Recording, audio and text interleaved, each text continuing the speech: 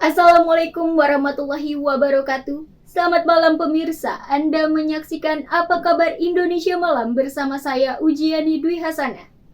Pemirsa, kita buka jumpa kita dengan melihat kabar mengenai Wakil Presiden Republik Indonesia Gibran Rakabuming Raka yang meninjau langsung posko pelayanan lapor Mas Wapres. Kedatangannya kali ini untuk melihat secara langsung proses ajuan laporan serta meninjau beberapa pengaduan yang disampaikan oleh masyarakat. Gibran tiba di Istana Wakil Presiden dengan menggunakan pakaian bermotif batik warna biru.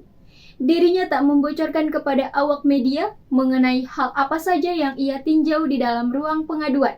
Ia hanya berjalan masuk dan awak media diarahkan untuk menunggu di luar ruangan. Seperti hari sebelumnya, penerimaan pengaduan pos pelayanan lapor Mas Wapres melebihi batas kuota maksimal pengaduan. Siang hari tadi, total pengaduan sebelum pukul 12 waktu Indonesia Barat telah menembus 72 pengaduan dari batas maksimal 60 kuota. Adapun masyarakat yang hadir tidak hanya berasal dari wilayah Jabodetabek, tetapi juga dari sejumlah wilayah lainnya, baik di area sekitar Pulau Jawa maupun sekitarnya. Nah, layanan lapor Mas Wapres ini dibuka mulai dari Senin sampai dengan Jumat dari pukul 8 pagi hingga pukul 2 siang. Belasan kapal nelayan di Kota Pekalongan, Jawa Tengah yang berada di lokasi Tambat Labu Dermaga terbakar hebat. Tidak ada korban jiwa dalam peristiwa ini. Sumber api diduga berasal dari salah satu kapal yang kemudian merambat ke kapal-kapal lainnya yang berada di dekatnya. Belasan kapal nelayan terbakar hebat, sebanyak 13 nelayan yang berada di lokasi Tambat Labu Dermaga Kota Pekalongan, Jawa Tengah terbakar hebat sejak Selasa dini hari tadi.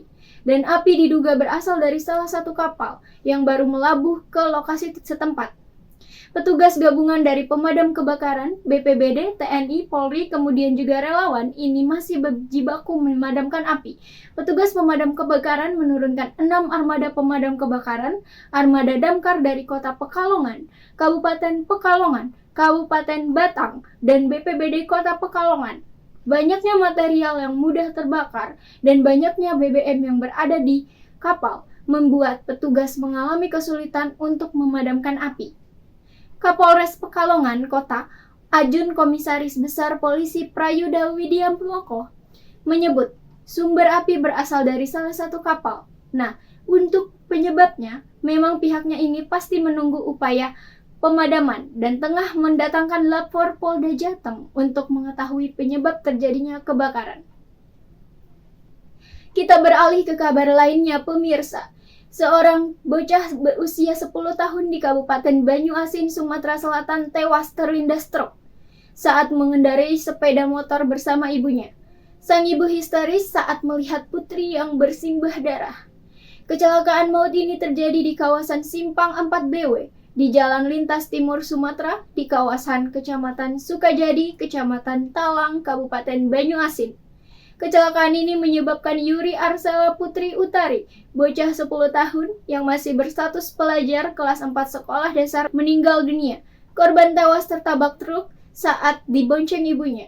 Awalnya motor yang dikendarai oleh ibu korban menabrak truk sehingga korban terpental dan terjatuh, sehingga korban terlindas dan meninggal dunia. Saat ini sopir truk sudah diamankan oleh pihak kepolisian unit lalu lintas Polres Banyuasin.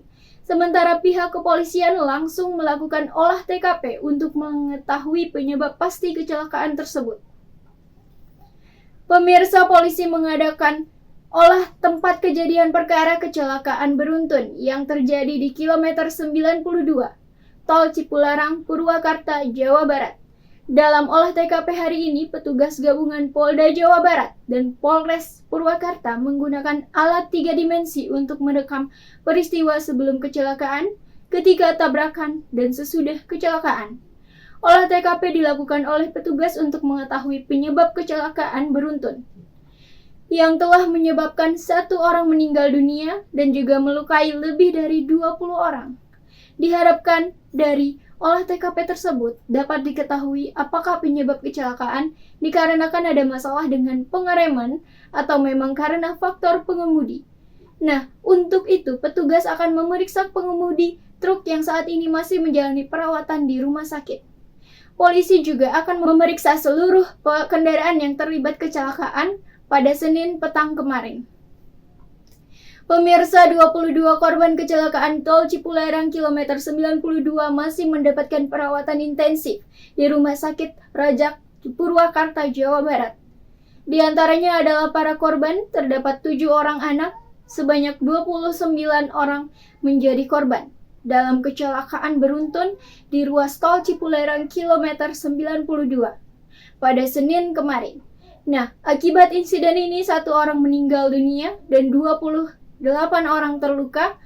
Kadif Pelayanan Medis Rumah Sakit Abdul Rojak Purwakarta, Eva Siti Haifa menyatakan 7 korban mengalami luka berat dan 21 lainnya mengalami luka ringan.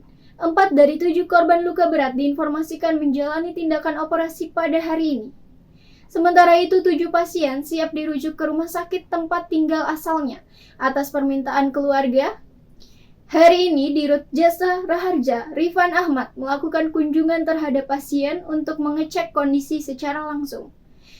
Kabar tadi sekaligus juga menjadi kabar penutup jumpa kita kali ini, pemirsa, di Apa Kabar Indonesia Malam. Saya Ujiani Dwi Hasanah, pamit, selamat malam, sampai jumpa.